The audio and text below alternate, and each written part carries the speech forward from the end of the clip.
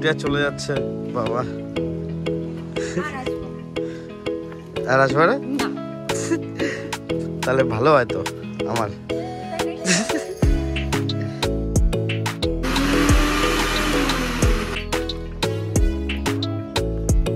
আমাদের খিচুড়ি কমপ্লিট না, প্রায় ready.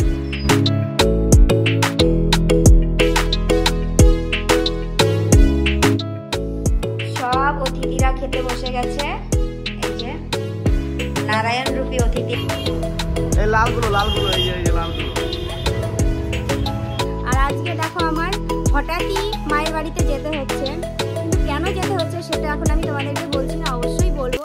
Hello friends, CSK Supriya অফিসিয়ালে তোমাদেরকে আরও একবার ওয়েলকাম আমার নতুন ভিডিও দেখার জন্য। তোমরা সবাই কেমন আছো? আশা করছি ভালো আছো, আর আমিও ভীষণ ভালো আছি। আর আজকে দেখো আমার হঠাৎই মায়ের বাড়িতে যেতে হচ্ছে, কিন্তু কেন যেতে হচ্ছে সেটা এখন আমি তোমাদেরকে বলছি না, অবশ্যই বলবো। সেটা ওই বাড়ি গিয়ে তোমাদেরকে বলবো। তো তোমরা ভিডিওটা দেখতে থাকো, আশা রাখছি ভালো লাগবে। মায়ের বাড়িতে যাওয়ার জন্য ব্যাগটা আমি আগেই গুছিয়ে রেখেছিলাম, কারণ যাতে একটু তাড়াতাড়ি বেরোতে পারি। কিন্তু আমি কখনোই তাড়াতাড়ি বেরোতে পারি না, একটাই কারণ আমার বাবুর জন্য। ওকে মানে গুছিয়ে নিয়ে বেরোতে বেরোতে আমার সেই লেটই হয়ে যায়। তারপর মোটামুটি ওকে রেডি করে আমি নিজে রেডি হয়েছি। এবার ও বায়না ধরেছে যে বাদাম খাবে, মানে একটা বাদামের প্যাকেট দেখেছে, এখন ওকে বাদামের প্যাকেটটা খুলে দিতেই হবে, নাহলে কান্নাকাটি শুরু করেছে। কি করব, বাধ্যতামূলক দিলাম বাদামের প্যাকেটটা খুলে দিয়ে আমরা বেরিয়ে পড়লাম ব্যাগপত্র নিয়ে। কিন্তু ব্যাগটা যা ভারী ছিল কি আর বলবো। ছুটিটা চলে যাচ্ছে বাবা। আর আসবে না? তাহলে ভালো হয় তো আমার। বাড়ি থেকে বেরিয়ে সবার আগে চলে গেলাম ফুলের দোকানে ফুল নেওয়ার জন্য। আর আমার ফুল কিন্তু ভীষণ ভালো লাগে, আর আমার প্রিয় ফুল লাল গোলাপ। লাল গোলাপ আমি ভীষণ ভালোবাসি। তোমাদের কার কি ফুল প্রিয় অবশ্যই কমেন্ট করে জানিয়ে দিও। তারপরে একটা ফুল খোপায় নিয়ে তোমাদের দাদাভাইকে দেখাচ্ছিলাম যে আমাকে কেমন দেখতে লাগছে। তোমাদের দাদাভাই বলল ভীষণ সুন্দর লাগছে। যাই হোক, আমি ফুলের দোকানে এসেছিলাম আজকে কয়েকটা ফুলের স্টিক নেব, মানে রজনীগন্ধার স্টিক নেব বলে, কিন্তু রজনীগন্ধার স্টিক পেলাম না। তারপরে আমাকে নিতে হলো একটা রজনীগন্ধা ফুলের মালা। হ্যাঁ, আমার রজনীগন্ধার স্টিকগুলো খুবই প্রয়োজন ছিল, এবার পেলাম না যেহেতু, ওই জন্য একটা রজনীগন্ধা ফুলের মালা নিয়ে নিলাম। এবার কেন রজনীগন্ধা ফুলের মালা নিলাম অবশ্যই তোমাদেরকে জানাবো, তার জন্য তোমাদেরকে ভিডিওটা দেখতে হবে। তো আমি মায়ের বাড়িতে চলে এসেছি, আর এসেই দেখো ঘুরে বেড়াচ্ছি। মায়ের বাড়ি মানে ভীষণ মজার একটা জায়গা, সবথেকে মজার জায়গা বাবার বাড়ি। আর আমি তোমাদেরকে বলেছিলাম যে আমি ওই বাড়িতে গিয়ে বলছি যে আমি কেন এসেছি এই বাড়িতে। তো আজকে হচ্ছে গিয়ে আমার ঠাকুমার বাৎসরিক। আজকের দিনে আমার ঠাকুমা আমাদেরকে ছেড়ে অনেক দূরে চলে গেছেন, তো সেই কারণেই আমার মায়ের বাড়িতে আমার হঠাৎ করেই চলে আসতে হয়েছে। অ্যাকচুয়ালি কিছু করার উদ্দেশ্য ছিল না, তারপরে কিছু করতে না পারলে মায়ের খুব খারাপ লাগছিল, ওই জন্য হালকা করে একটু কিছু করছে, ওই জন্যই মা আমাকে ফোন করলো, ওই জন্য তাড়াহুড়ো করে আমাকে চলে আসতে হলো। তো চলো তোমরা ভিডিওটা দেখতে থাকো। এদিকে মা রান্না করছিল, মানে যা বাচ্চাদেরকে খাওয়াবে, খিচুড়ি, বাঁধাকপি, চাটনি, পাঁপড়, মানে এই সমস্ত কিছু রান্নাবান্না করছিল। আর হচ্ছে হেল্প করছিল কে বলো তো? দিদি, আমার একটা পিসির মেয়ে। মানে দিদি ভীষণভাবে হেল্প করছিল, আমি দেখছিলাম। আমি কিন্তু হেল্প করিনি, কেন কি আমার এই যে একটা ছোট পুচকু আছে, ওকে নিয়ে আমি হেল্প করতে পারি না, ওই জন্য মা আমাকে কোনো সময় কিছু বলেও না। আর মশলাও করে দিচ্ছিল। দিদি বলল যে সমস্ত কিছু করে দাও, আমি রান্নাবান্না করে দিচ্ছি, আশা করা যায় ভালোই হবে রান্না। হ্যাঁ, লেবু সেরকম ভাবে কিছু হচ্ছে না, মানে মোটামুটি বাচ্চাদেরকে একটু খাওয়াবে, ওই জন্য একটু খিচুড়ি রান্না করছে, আর হয়তো অন্য বাঁধাকপি বা কিছু একটা করবে, সেরকম কোনো আয়োজন নেই। যাই হোক, আর এই যে আমি যে ঘরটাতে আছি এটা হচ্ছে আমার ভাইয়ের ঘর। আমার ভাই বাড়ি থাকে না, ও মুম্বাইতে আছে, ঘরটা ফাঁকাই থাকে। দেখো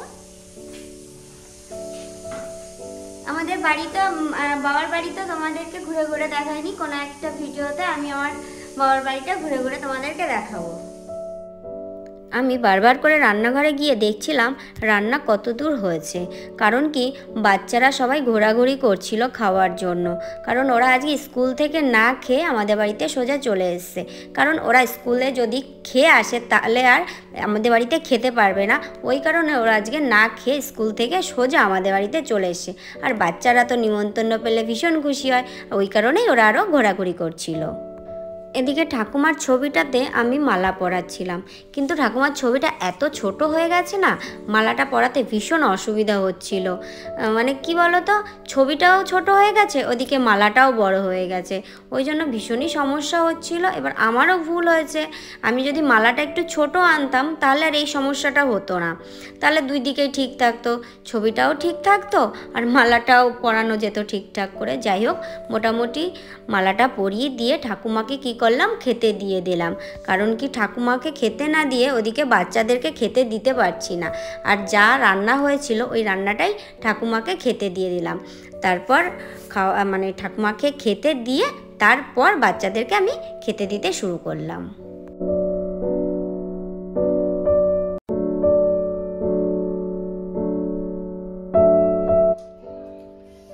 সব অতিথিরা খেতে বসে গেছে। এই যে নারায়ণ রূপী অতিথি, এটা হচ্ছে আমার সোনা বাবা। কেউ খেতে পাচ্ছে না গরমের জন্য, গরম সবাই, সব প্রচুর গরম। আস্তে আস্তে খাও শোনা।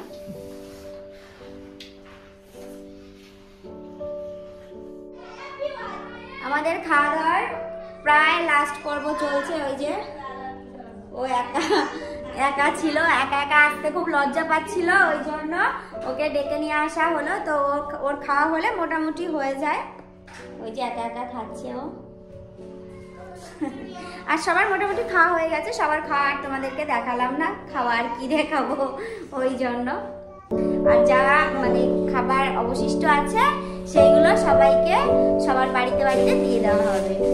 কেন কি শুধু শুধু খাবার নষ্ট করে তো লাভ নেই, ওই জন্য সব খাবারগুলো সবার বাড়িতে দিয়ে দেওয়া হবে।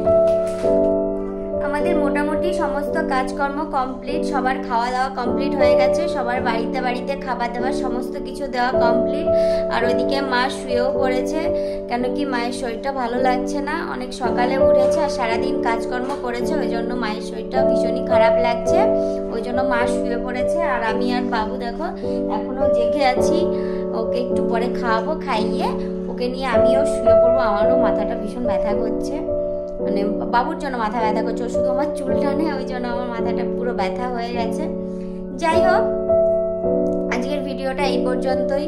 আমার ভিডিওগুলো তোমাদের কেমন লাগে অবশ্যই কমেন্ট করে জানিও, আর ভালো লাগলে অবশ্যই লাইক অ্যান্ড শেয়ার করে দিও। আর তোমাদের সাথে দেখা হবে নেক্সট ভিডিওতে। ততক্ষণ তোমরা সবাই সুস্থ থেকো, ভালো থেকো, টাটা।